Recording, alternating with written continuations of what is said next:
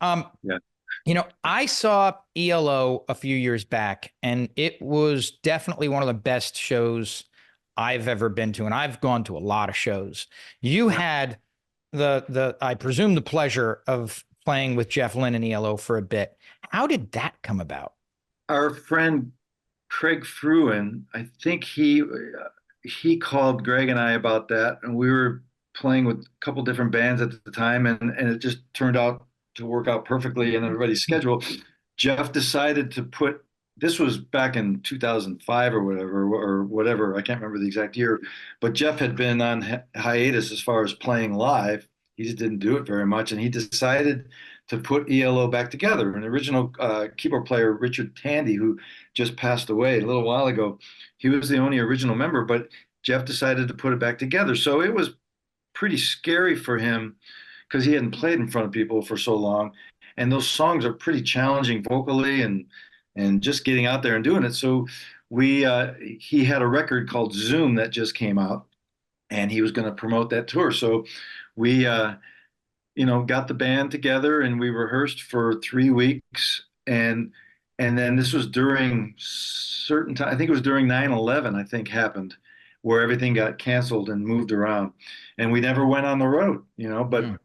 Jeff being Jeff, he paid everybody for the whole 6 week tour we were going to do. And it was kind of a like if that tour went well, we were going to keep going, but it just kind of put a little stop in it. But I just remember the rehearsals, and I was talking about this the other day about the ear that Jeff has and how what an amazing producer he is. He would I mean, I had my in ears in and I was listening to it, and it sounded exactly like an old ELO record. I mean, we had Mark Mann, who was playing guitar, who did all the synth sounds, and we had the cellos, and it was frighteningly close to the record. And we did a DVD with that for Zoom. But I just remember hearing his, and that's one of the cool things too about playing with different people is when you have your in ears on and you hear, because you've played these songs, all these cover songs with Hmm. people, and your best friend is singing the part. But then when you hear Jeff Lynne singing it, or you hear Dave, or whoever, Elton or whatever, the real guy sing it, you just kind of go, "Oh man, Yeah. this is wild." Gives you a So little chill, probably the first or second time, right? big time, and you just want to do a good job. I mean, Greg and I were big on just praying that we do a great job for the person, whatever it is. If it's a $200 session, you just want to do the best job so that they want to hire you again and that they're happy because you're a musical servant and you're doing your thing and you just want to make it good. So I remember one day we were in rehearsal and we're all singing backgrounds and stuff, and there's this background part, and I was singing, and he's going around, and you can barely understand what Jeff says because I think he's from Birmingham, or England, and he'll just go, "Yes, you know, and you go, what's that, Jeff?" So it's always kind of like you're just not used to hearing that. So I remember he was going, "Yeah, scooping, scooping," and he was saying, "Who's scooping the notes?" So we got five singers. He could hear one guy way in the background going, instead of just going, like fun is shining, da da da, Hmm. Mr. Blue Blue sky. Sky. He could hear me going, blue sky, it's just really subtle. But the fact that he could hear that, he's got like micro ears, and that's why he's the producer that he is. I mean, it was unbelievable that he heard it, and it kind of freaked me out. And the whole time I made sure I didn't scoop ever, which is really hard for me because I'm a scoop meister. I want to talk a little bit about your time with Ringo Starr and his All Star Band. Um, I mean, I'll admit, I don't know the story of how it happened, but I'm just kind of imagining these two kids, like we talked about earlier, being at the show in 66 or 67, and then what they would have thought when either of them got the call from an actual Beatle to come play with him. How did that moment come about? I can't remember exactly how it happened, but it kind of all came through Mark Hudson, who was Ringo's musical director at the time, and he had done a band Ringo and the Roundhead. I think I think it started. I remember Jack Blades was playing bass, and it's so funny because we're out on the road with REO Speedwagon right now, Hmm. and Night Ranger's with us too.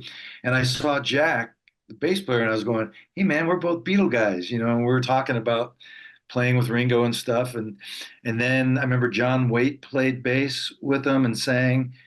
And then somehow I think Gregg did a session for Mark for Aerosmith or something. I can't remember what exactly it was. And then Mark goes, "Hey man, you should play. You should. I'm going to talk to Ringo about having you play." And he goes, "We need a bass player too." And then Gregg says, "Well, Matt's really good, so let's, you know." So I think I did a session for Mark too. I think I did Robert Downey's. He did an album and it played on that. And he goes, "Let's have you guys play." And that's just the way it is, you know, with music in LA. It A lot of people just go to clubs every night to be seen because, you know, when you're there, somebody goes, "Well, who's a good bass player?" "Well, I just saw Matt last week. He's a good guy, and let's have him." That's the game, right? I mean, it's just all like, where are you? And I'm not a big club guy, so fortunately, my brother's a pretty good hustler at getting gigs and stuff. So that kind of came through him, and it just went through Mark Hudson. So you know, we show up at rehearsal, and that was the first time we met Ringo, and I went to shake Ringo's hand. He goes, "I only give hugs," you know, and he gave me a hug, and I was like, "Wow, this is pretty cool." And once you get over the Beatles shock thing, you just kind of go, "All right, I just want to do this job and not Yep. screw it up." It's a And job and you want to do it. You want to do it well. yeah, man, and the cool thing about Ringo is that he doesn't use click tracks. He doesn't do anything. He just kind of he'll sit there like this, and they go, "Let's go play."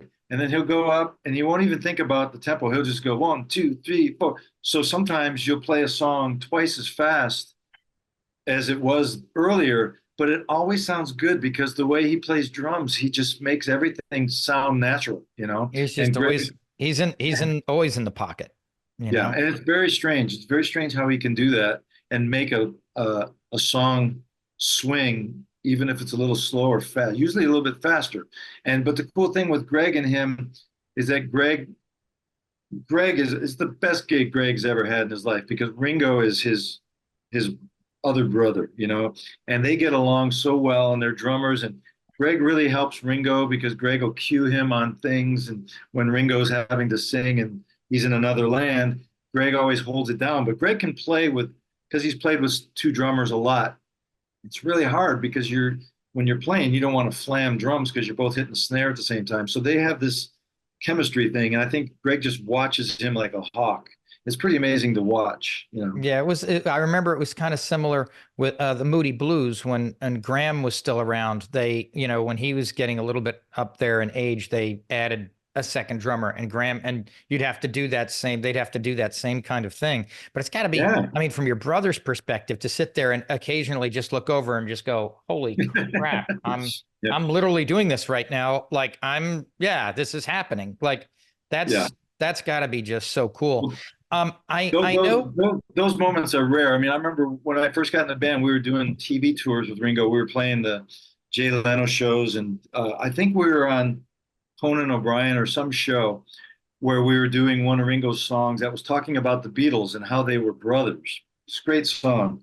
And we're playing, and I remember there's a line, and we're playing on a TV show, and we're playing, and then Ringo goes, "We were brothers through it all." And I remember looking back at Gregg, and Gregg was just gushing tears, looking at me going, "I'm playing in a band with my brother, with Ringo, talking about brothers." And it was just like, you know, you have those moments, you just go, got to freeze that moment forever. And That's it, moment.